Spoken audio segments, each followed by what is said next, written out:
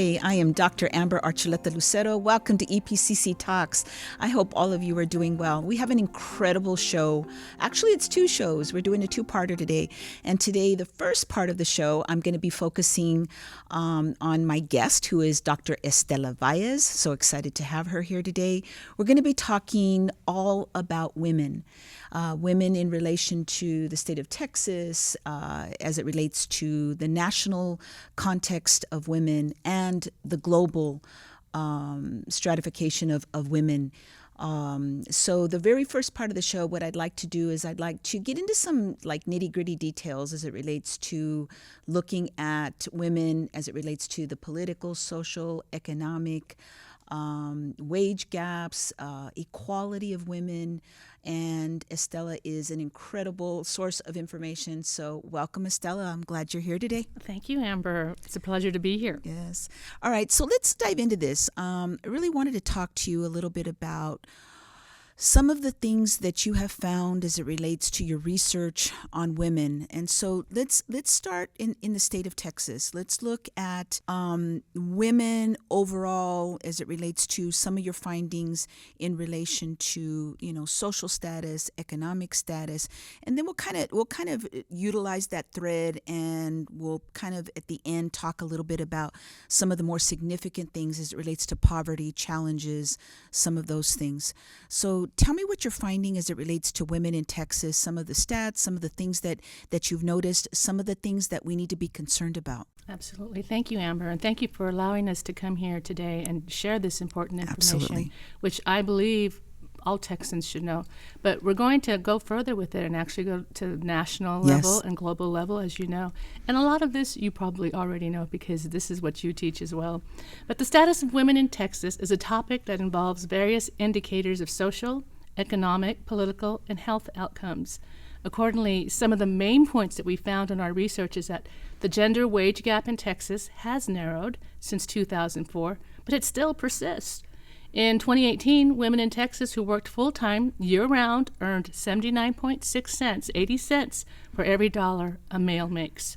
A higher percentage of women in Texas do have bachelor's degrees than in 2004, but they still lag behind men, and the national average in 2018, 31.5% of women aged 25 and older in Texas had a bachelor's degree or higher, compared to 34.1% of men and 33.1% of women nationwide. A larger share of women in Texas live in poverty in spite of this information. Going 2004 and forward, they are more likely to be poor than men in other states here in Texas. Mm-hmm. In 2018, 16% of women aged 18 and older in Texas lived in poverty. Amber, I repeat that, 16%. This is compared to 13% of men and 13% of women nationally. Women in Texas have been underrepresented in all three branches of state government. Texas has had only 2 female governors over 175 years Wow. since the statehood, and many prominent executive positions, such as lieutenant governor, haven't been filled by women yet. As of 2020, women held only 23.4% of the seats at the state legislature. This is a relatively new demographical change. Right. Yeah. And women are more likely to live in poverty than men, not just here in Texas, but globally and in the United States. Women of color are particularly affected by poverty. The gender pay gap contributes to women's higher poverty rates. Causes of poverty include what we call now the feminization of poverty, include the structure of family and households, meaning mom generally stays with the kids, or if she's a single parent, she's going to get the kids. The other is, of course, employment issues, space based on gender issues, going back to patriarchy, and then, of course, sexual violence, education or lack of thereof, climate change, believe it or not, because women are being displaced. Right. And feminomics, just basically women, even if you're talking about same-sex couples, Yes. 2 men are going to make more money than 2 women. Yes. So there you go. And then the COVID-19 pandemic has stalled progress in reducing poverty rates, and it's expected to widen the poverty gap, with women being particularly affected, understandably. But when we look at it at the national level, In 2021, the poverty rate in the U.S. was the highest among people under the age of 18, with a rate of about 17% for male Americans and then a rate of 17% for female Americans. But the lowest poverty rate for both men and women was for those aged between 65 and 74. When we look at the numbers specifically, 18 to 24 years of age, they're about females are about 21.55%, where males are 16.5. So, I mean, you go age bracket after age bracket, and the pattern continues. Women are overwhelmingly suffering from poverty. So some people may not know what the poverty line is, but it's a metric used by the U.S. Census Bureau to define poverty in the U.S. It's a specific income level that is considered to be the bare minimum a person or family needs to meet their basic needs. If a family's annual pre-tax income is below the income level, then they are considered impoverished. The poverty guideline for a family of 4 and 21 was approximately $26,500. This is important to understand because when we start looking at poverty in women, they're closely connected or interconnected. Women are disproportionately affected by poverty compared to men. And some of the key points, again, are the gender pay gap, unpaid care work. Women not only work outside of the home, but inside of the home for free. And then you have lack of access to education. That is a big one. And then a limited access to resources, especially in a state where we're cutting back, whether it's childcare or mothers' ability to access birth control. That's even changing too. And then you've got the discrimination that goes along with violence for women, not just here in Texas, but throughout the United States and throughout the world. And then, of course, the big one, single motherhood. Those are often some of the major issues we encounter as females. And as educators, these are things we need to talk about more and have people understand why it matters. You know, Estella, one of the things that I always mention in my class, you may teach this component as well, is that, you know, we're talking about a poverty rate, a threshold, this income, and I know, you know, the Obama administration in 2010 sort of expanded that to include, you know, rent and utilities, healthcare, those things. So I don't know, you may be making $100 over the poverty line, but technically, right, your women are still in poverty.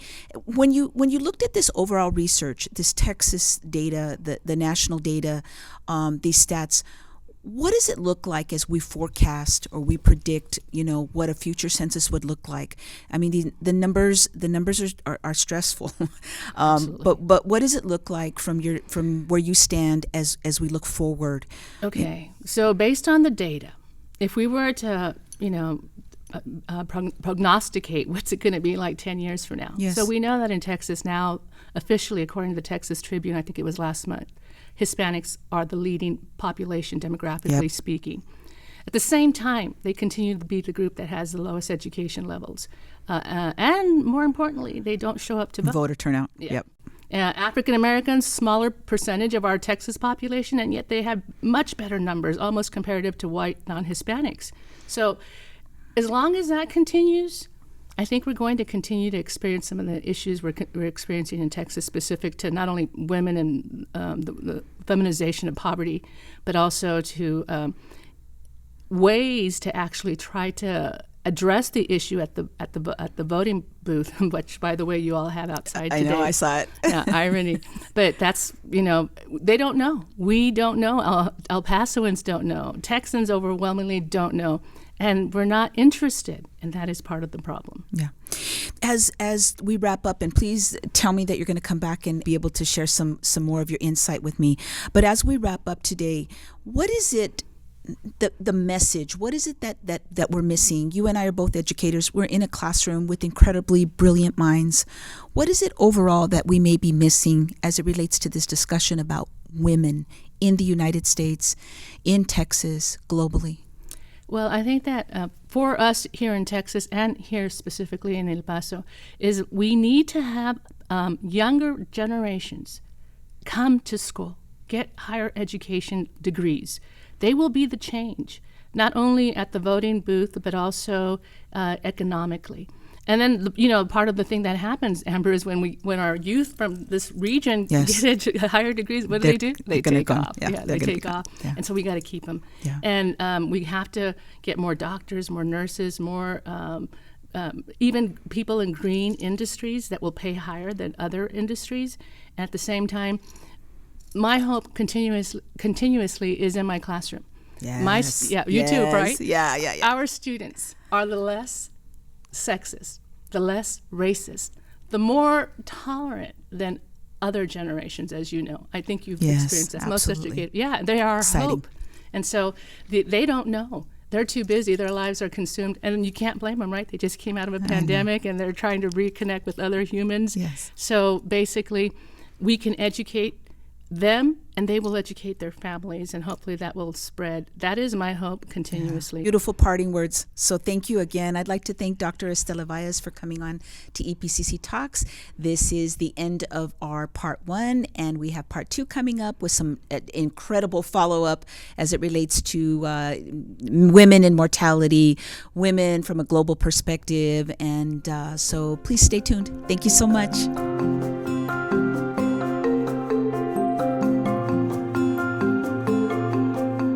I told you earlier that we were speaking about women's issues today, and my guest earlier was Dr. Estella Valles, an incredible colleague, and had a wealth of information to share with us. So I'm hopeful that you were able to gain some insight as to the status of women in the state of Texas and nationally.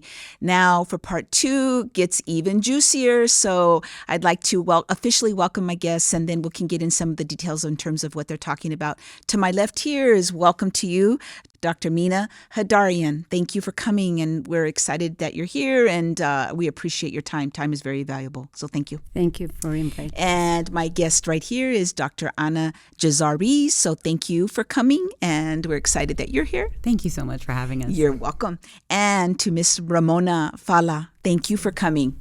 Thank you so much for inviting us. Thank you. you. Ladies, we're here talking today about women, and so we're going to start out maybe in a smaller context, but then we'll get big globally. Please feel free to be as comfortable as you want. Share the information. This is about information sharing. This is about knowing, understanding, listening, and giving us better clarity. So I'd like to start with Dr. Jezari. Dr. Jezari, you're a practicing OBGYN, and thank you for your work here, first of all. Oh, my pleasure. So the El Paso community is truly a great community to serve, and it's a wonderful place to be a physician. And so, of course, women's health issues as an OBGYN are very close to my heart. Absolutely. I did my training here in El Paso. In the state of Texas, of course, the maternal mortality rates have not been great. So in 2013, they reported that for every 100,000 women who had a live birth, that 18 women in the state of Texas would die. And that's just unacceptable. Absolutely. Right? It did improve. So in 2019, the numbers improved to 14 for every 100,000 deaths. As healthcare providers, I can say we are working on that, but the disparity that unfortunately still exists has to do with along racial divides. And so you are 2 or 3 times more likely as an African American woman to die during childbirth than a Caucasian woman. Mm-hmm. And this is, again, just unacceptable. I think that bringing compassion is what we need to do as healthcare providers, as society. This is how we can start looking at ways of lessening these inequalities. I wanted to mention a story that happened to me while I was in residency in training here in El Paso. Absolutely. And what happened was so I happened to be the healthcare provider that received this lady who was sent to us from the El Paso County Jail, and instead of listening to that cry for pain, had been placed in solitary confinement. By the time that she arrived to us, and she's an African American lady, by the time that she arrived to us, she had an ectopic pregnancy that had ruptured, and she had an abdomen full of blood, and she passed away on the operating table. And when we're listening to people's stories about pain, we need to look at that with that compassion. Look at how, listen to those cries for pain, and not let anybody be the metaphorical person crying for pain in solitary confinement that we're not hearing. That's just my take home. I mean, these, like I told all of you, I mean, these stories are important. I'm hoping that what we do here with this podcast, you being the guest here, can that be the entry point into some of this, talk about compassion. Let me ask you a specific question. the healthcare in the state of Texas, overall healthcare as it relates to women, the stats that you just shared, scary, troubling at some point. We have some of the best healthcare in the United States, and accessing isn't always easy. Is there a theme here in El Paso that you notice as it relates to women and the access to healthcare? We need to get better at getting access to everyone. The people that have access receive excellent health care. The people that don't have access are the ones that end up suffering. And it shouldn't matter what your documentation status is. It shouldn't matter what your economic status is. It shouldn't matter what your race is. It shouldn't even matter what gender you identify yourself as. Anything that you need to be able to have access to the health care that you need. And this is part of justice. This is part of equality. And we need to be truthful about what's actually happening in our greater community, in our local community, to be able to establish that equality and that justice for everyone. Thank you. And I appreciate you sharing that with us. And thank you again for your work here. It's really, we're grateful that you're here. My pleasure. Thank you. All right. So let's connect that in terms of the stuff that we talked about with Dr. Valles and now Dr. Jezari to now Dr. Mina Haidarian. So Dr. Haidarian, let's think about something that's a little bit bigger in terms of, what Dr. Jezari shared with us and all the stats that Estella, Dr. Valles was talking with us earlier about. Some of the perspectives, global perspectives, some of the things that you're finding, that you've seen, that you've noticed as it relates to women, the status of women overall, and some of maybe the intricate details in some of your findings as it relates to as we go forward and things that we can take away and think about.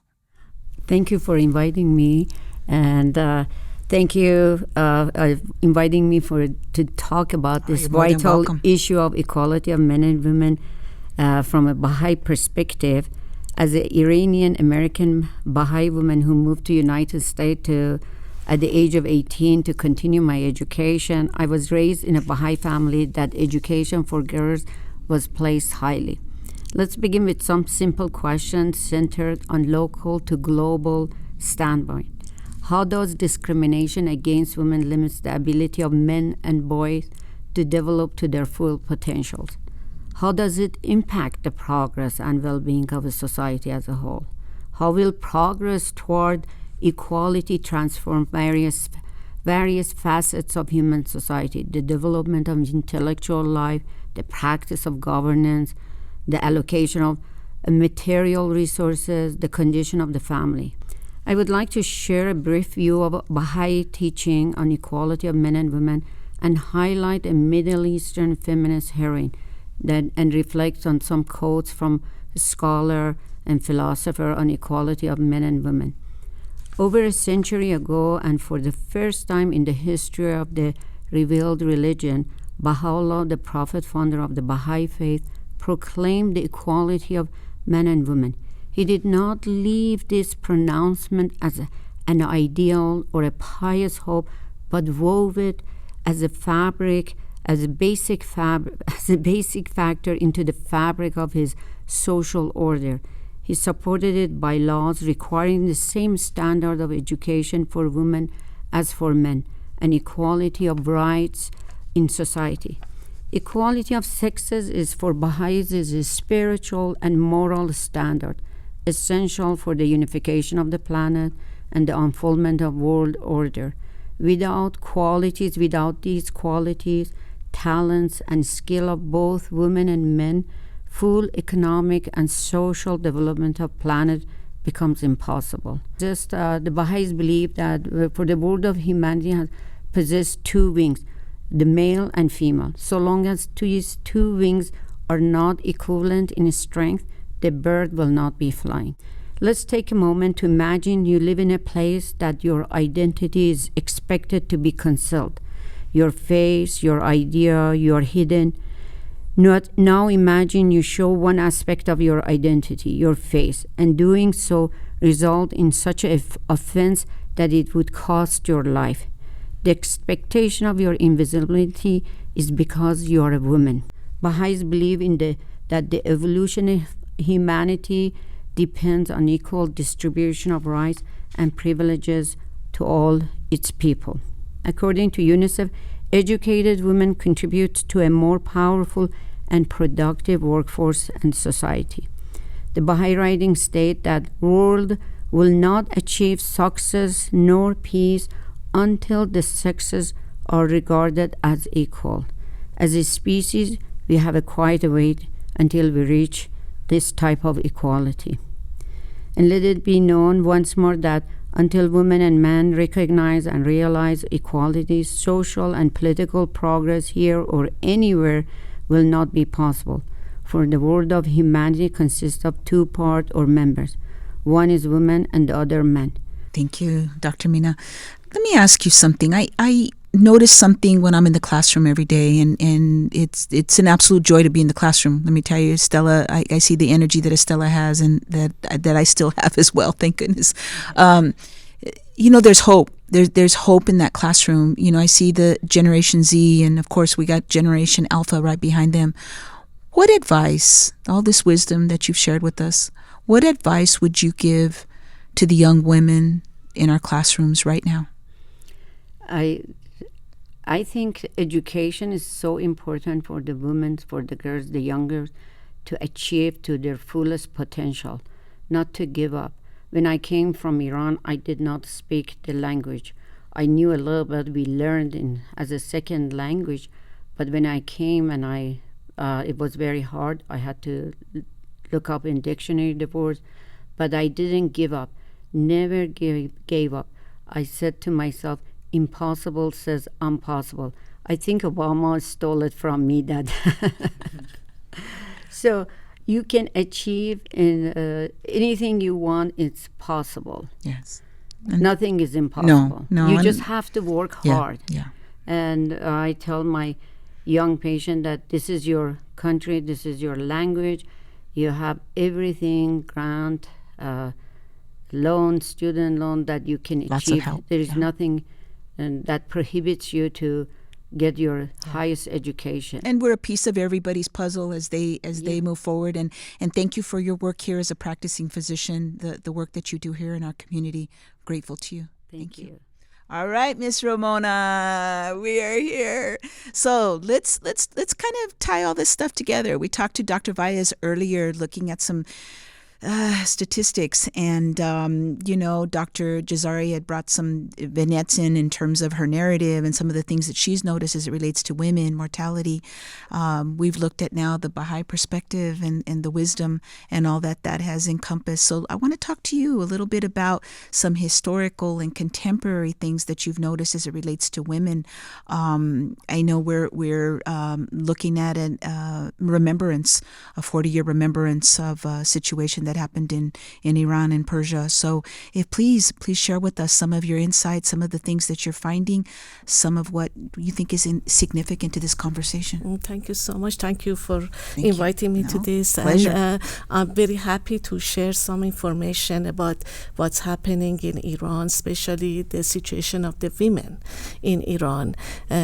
This women's rights in Iran is a topic that has been subject to many changes and challenges over the past century.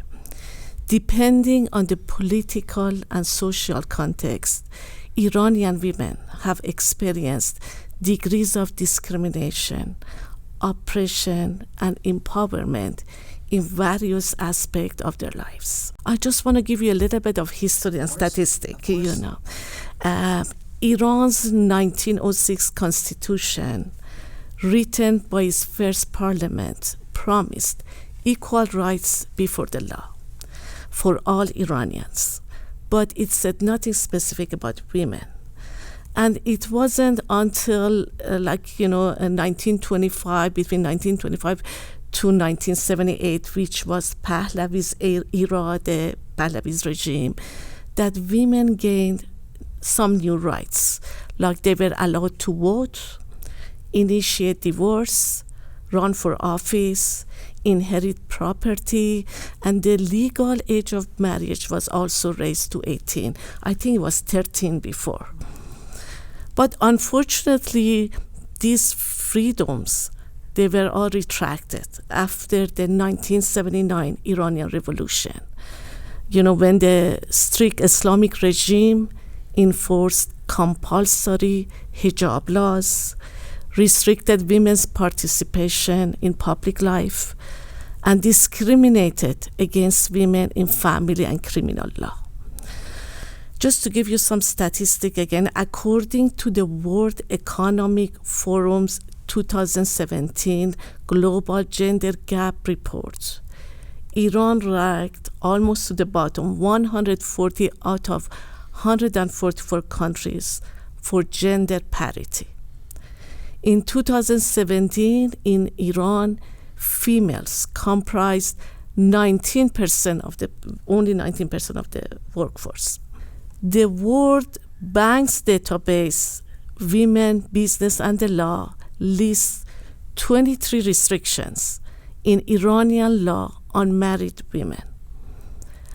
This includes applying for a passport, traveling outside the country, choosing where to live, and being head of the household. Women cannot get a job or pursue a profession in the same way a man can. They cannot be ensured of equal pay for equal work, and there are no laws to stop gender discrimination in hiring. Despite all these challenges, Iranian women have also shown resilience and resistance against this oppressive system. For example, I know maybe you all remember because it was all over the news last year. In September 2022, a widespread protest erupted across Iran in response to the death of a young woman, Mahsa Amini, in custody of Iran's morality police. She was fatally beaten by the police after being arrested for wearing her mandatory hijab head covering incorrectly. The protesters demanded fundamental change, and they all chanted, "Women, life, freedom." Unfortunately, many of the protesters were killed and imprisoned. I would like us to talk about something very important and very special to my heart. In June 18, 2023 marked 40 years since the Islamic Republic of Iran carried out a chilling act of oppression. 10 Baha'i women were hanged in a single night in a public square in the city of Shiraz, and their only crime was their refusal to renounce their beliefs in a faith that promotes the principles of unity, truthfulness, justice, and gender equality, which is absent and even criminals in Iran. I would like to end my talk with a quotation from Baha'i writings. I know Mina mentioned that quotation, but I think it's very important to my heart, and it's very important to remember that the world of humanity is possessed of two wings, the male and the female. So long as the two wings are not equivalent in strength, the bird will not fly. Okay. Let me ask you something. Yes. These incredible people that you mentioned, these women that have done, things like we'd only dream of doing, these awards. Yes. What is it that we can do, maybe on an everyday basis, to honor the women that have suffered and that are suffering? Oh, yeah.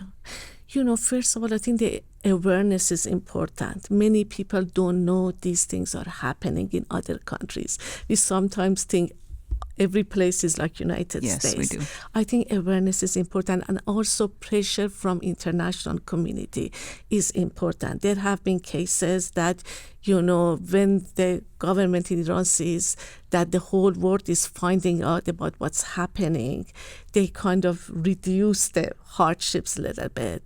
But I'll be honest with you, at this point, I think we all should practice respecting everybody in our daily life. It starts with us. Yeah. But in the other level, unfortunately, politics is very much involved in making decisions for the rules and regulations. And I have a big hope for Iran that one day Iran become prosperous. But and also what's important is the Iranian people, they are waking up. They are finding out, these principles of equality, men and women. And the important thing is that the men are also fighting with women. It's not just only women. And that's what's important, the awareness for both men and women. Yeah. No, thank you, Ramona. I really appreciate it. Thank you. Ladies, Mina, Anna, Ramona, thank you so much for coming. I mean, the information was rich, worthy, and I'm just hoping that, our viewers, myself, we're just a small part of this, journey that all of you are on. So thank you for the work that you're doing on behalf of women, on behalf of the Baha'i Faith, on behalf of all of us. We really appreciate it. So thank you for coming. Again, this is Dr. Amber Archuleta Lucero. Thank you again for tuning into EPCC Talks. We will see you again.